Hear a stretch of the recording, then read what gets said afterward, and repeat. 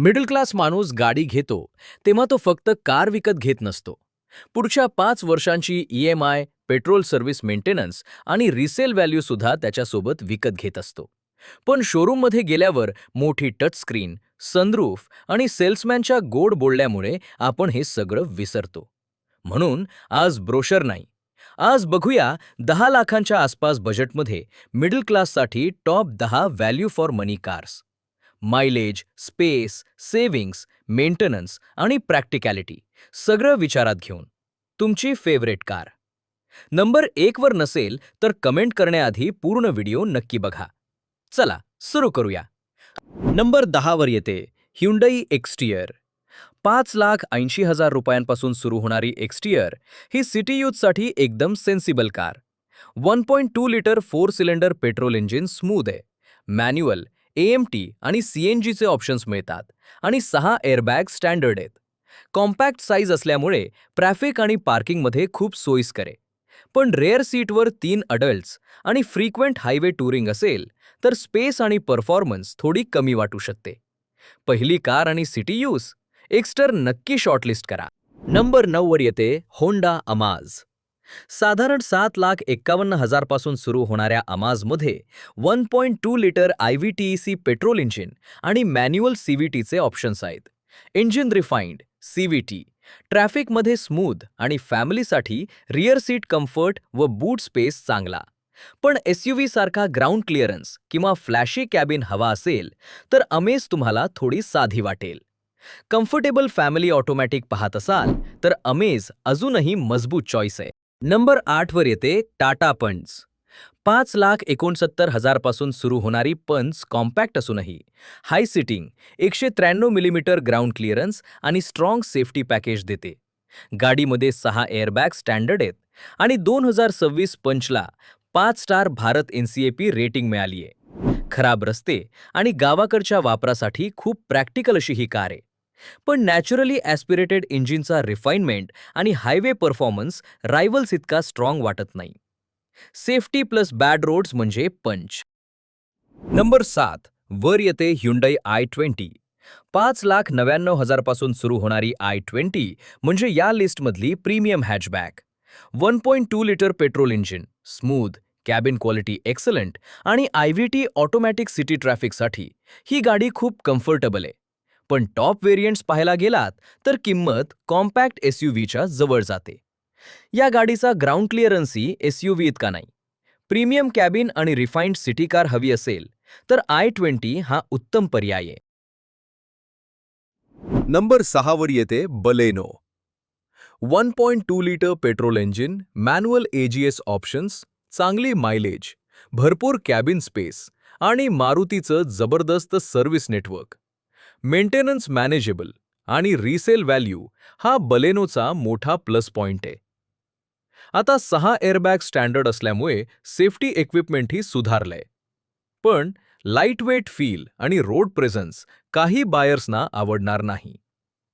Mileage plus low maintenance plus resale हवं? Baleno अजूनही king आहे. नंबर 5 वर येते ह्युंडाय व्हेन्यू. 7,99,000 पासून सुरू होणाऱ्या व्हेन्यूमध्ये 1.2 पेट्रोल, 1.0 टर्बो पेट्रोल आणि 1.5 डिझेल असे भरपूर इंजिन ऑप्शन्स आहेत. कॅबिन प्रीमियम, भरपूर फीचर्स आणि सिटीमध्ये चालवायला ही गाडी इझी आहे. पण रिअर सीट स्पेस सेगमेंटमधल्या काही रायव्हल्सपेक्षा कमी आहे आणि टर्बो किंवा ऑटोमॅटिक व्हेरियंट्स घेताना बजेट पटकन वाढतो. Small family plus features plus SUV feel हवं असेल तर व्हेन्यू हा एक चांगला पर्याय आहे. नंबर 4 वर येते XUV 3XO.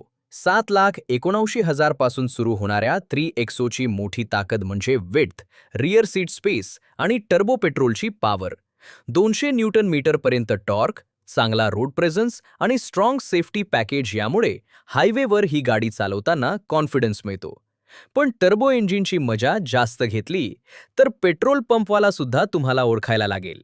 Power plus space हवं असेल तर 3XO खूप स्ट्रॉंग डील आहे. टॉप 3 मध्ये टाटा नेक्सॉन. 7,39,000 पासून सुरू होणाऱ्या नेक्सॉनमध्ये टर्बो पेट्रोल, डिझेल आणि CNGचे ऑप्शन्स मिळतात. 208 मिलीमीटर ग्राउंड क्लिअरन्स, मजबूत रोड प्रेझन्स आणि 6 एअरबॅग स्टँडर्ड. हायवे आणि खराब रस्त्यांसाठी पॅकेज एक्सिलेंट.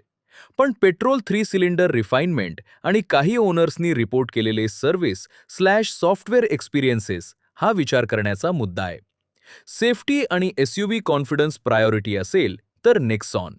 नंबर 2 वर येते फ्रॉन्क्स. 6,80,000 पासून सुरू होणाऱ्या फ्रॉन्क्समध्ये एफिशियंट 1.2 पेट्रोल आणि मजेदार 1.0 बूस्टर जेट टर्बो असे दोन्ही ऑप्शन्स मिळतात. एसयूव्ही सारखा लुक, प्रॅक्टिकल ग्राउंड क्लिअरन्स, चांगली मायलेज, मारुती सर्व्हिस आणि स्ट्रॉंग रिसेल. मिडल क्लासच्या जवळपास सगळ्या इच्छा या गाडीमध्ये पूर्ण होतात. Style plus mileage plus easy ownership. फ्रॉन्क्सचा फॉर्म्युला जबरदस्त आहे. आणि नंबर 1 वर येते न्यू ब्रेझा 2026. कारण ब्रेझा 2026 मध्ये 1 लिटर टर्बो बूस्टर जेट आणि 1.5 लिटर पेट्रोल असे ऑप्शन्स आपल्याला मिळतात.